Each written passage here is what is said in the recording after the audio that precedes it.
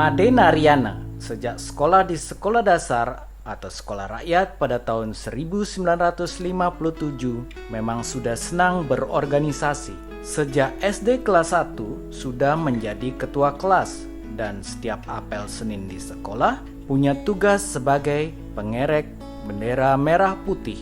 Saat kelas 5 SD, dia juga sudah menjadi provokator di Desa Bahe Mengui Badung sehingga dapat mengganti kepala Desa Bahe yang sudah lama menjadi perbekel melalui voting rakyat Bahe sehingga terpilih kepala Desa Bahe yang kedua pada zaman itu. Setamat SD di desa, Made Naryana yang tepat pada tanggal 21 Juni ini menginjak usia 75 tahun, kemudian melanjutkan sekolah ke SMP Dwi Jendra Denpasar. Di tahun kedua saat kelas 2 SMP, ia terpilih sebagai Ketua Kojar Sena atau Korp Pelajar Sebaguna, semacam OSIS pada saat ini. Pada waktu yang sama saat itu, Made Naryana menjadi Ketua Gerakan Siswa Nasional Indonesia atau GSNI, Underbow PNI Marhainisme. 2 bulan setelah peristiwa G30 SPKI, ia bahkan memecat dan mengeluarkan lebih dari 50 orang teman-temannya di SMP yang menjadi anggota IPPI, Ikatan Pemuda Pelajar Indonesia, yang menjadi underbow PKI. Hal serupa juga terjadi di semua sekolah di Denpasar saat itu. Setamat SMP, ia melanjutkan sekolah ke Semea Negeri Denpasar. Di sekolah ini pun ia terpilih sebagai Ketua Kojar Sena sampai tamat tahun 1969. Setamat SLTA, Made Naryana bercita-cita kuliah di Fakultas Ekonomi Universitas Udayana. Namun sayang, ia tidak mampu bayar SPP sebanyak Rp65.000 saat itu. Akhirnya diterima sebagai wartawan Suluh Marhen atau Suluh Indonesia yang kini bernama Bali Post oleh Bapak Ketut Nade, pendiri koran itu.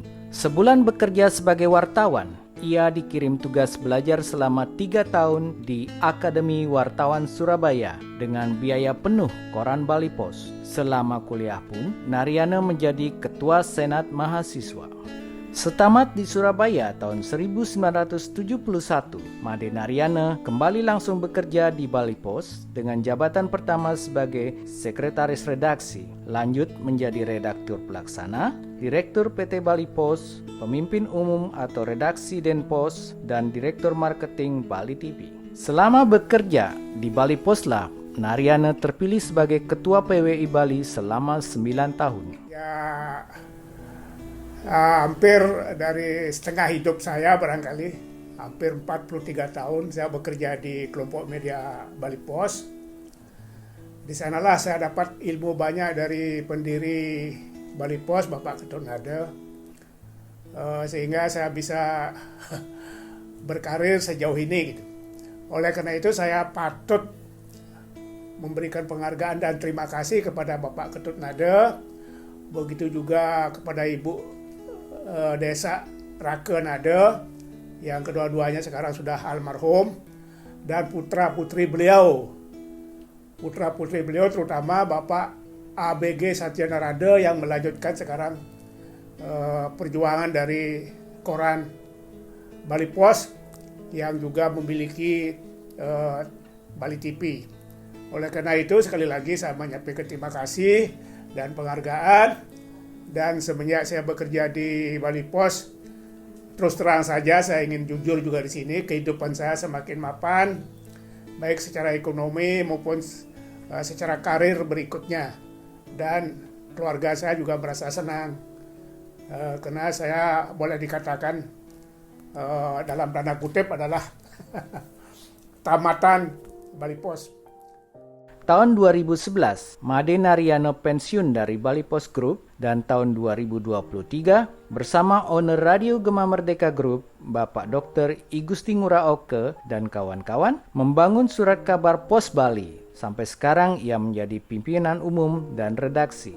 Sejak kerja sebagai wartawan, Made Naryana senang meliput olahraga dan politik. Memang tidak nyambung, tapi itulah hobinya dalam meliput pemberitaan. Karena tekun di dunia olahraga lah ia pernah menjadi Ketua Umum KONI Bali selama 4 tahun.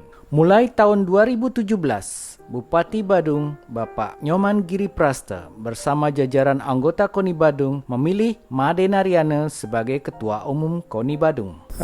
Dunia kewartawanan dan dunia olahraga bagi saya bukan hal baru sebetulnya. Saya sudah melakoni sejak zaman Orde Lama, juga mengalami Orde Baru, Orde Reformasi, dan orde-orde yang sekarang ini. Saya semenjak jadi wartawan di lapangan, sudah senang meliput berita-berita olahraga dan berita-berita politik. Kenapa ini kesenangan saya? Sebab pernah ada survei dari koran Bali Pos tahun 90, kalau tidak salah tahun 90-an, bekerja sama dengan BPS Bali. Masyarakat Bali justru lebih senang berita-berita politik yang pertama, dan yang kedua adalah berita-berita olahraga. Memang aneh ini, apa istilahnya, tidak wajar. Tidak wajar. Padahal kita kan daerah pariwisata, tetapi rakyat Bali dalam survei itu lebih senang dengan berita-berita politik dimuat oleh surat kabar maupun televisi, dan yang kedua, ranking kedua adalah berita-berita olahraga. Bagi seorang wartawan memang tidak nyambung ini antara berita olahraga dan berita politik. Tetapi itulah kesenangan saya sejak menjadi wartawan tahun 1969 sampai saat ini. Yang kedua, sekalipun saya sibuk mengurus dunia olahraga, khususnya terakhir KONI Badung, namun saya masih aktif membuat berita-berita apa yang saya temui, apa yang saya alami, dan menulis juga. Jadi saya masih aktif di koran sekalipun sebagai pimpinan redaksi, namun saya masih kayak reporter juga, jadi masih aktif membuat koran dimanapun kita bertugas. Apalagi sekarang kita sudah buat berita dari handphone kita masing-masing.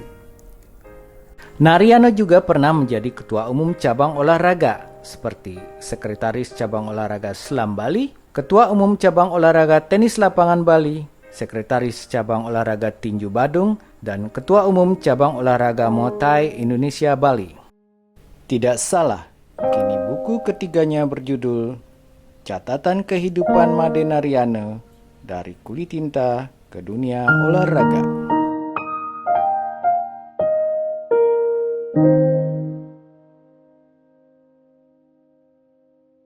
Bapak DRS Made Naryana adalah sosok yang sangat disiplin dan seorang organistoris dan juga orang yang humoris. Mas Made ini selain disiplin waktu, dia sejak saya kenal dia punya leadership.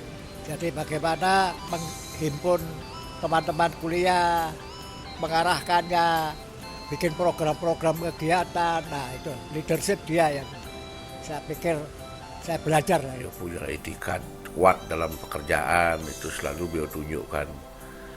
Bahkan saya yang jauh lebih muda itu kadang-kadang saya dari segi disiplin waktunya saya terus terang aja angkat tangan lawan beliau. Beliau sering dengungkan itu kalau ingin panjang umur syaratnya satu happy, yang kedua enak makan, yang ketiga enak tidur. Itu pimpinan dari Pak Made Naryana. Seumuran beliau masih sangat energik sekali, dan saya mengagumi beliau cepat sekali menanggapi setiap permasalahan. Begitu muncul permasalahan, saya lapor ke permasalahan, beliau sudah langsung merespon permasalahan yang ada. Ini yang saya kagum dengan profil beliau. DRS Made Naryana yang saya kenal adalah seorang jurnalis sejati yang selalu optimis dengan gairah yang tak pernah padam. Made Naryana orangnya penuh disiplin, semangat, dan tetap bergairah. Saya kenal Made Naryana karena dia teman kuliah. Satu hal yang saya belajar dari Made adalah disiplin waktu. Ya. Saya awalnya orang yang termasuk tidak menghargai waktu. Artinya kalau janji jam 9, saya biasa setengah 10 baru datang. Karena 2 kali janji dengan Made, dia tidak mau berangkat karena saya terlambat hanya 10 dan 15 menit. Sejak itu saya tertampar betul bahwa betapa berharganya menghargai waktu. Menurut saya itu pelajaran yang langka. Ya. Pribadi pembelajar yang antusias, lugas. Yang sudah berlalu, lupakan saja. Memang mengenal Pak Made Naryono sejak dulu sampai sekarang. Dia memang orangnya energik dan penggembira dan murah senyum, sehingga kelihatannya sekarang jauh lebih muda daripada usianya.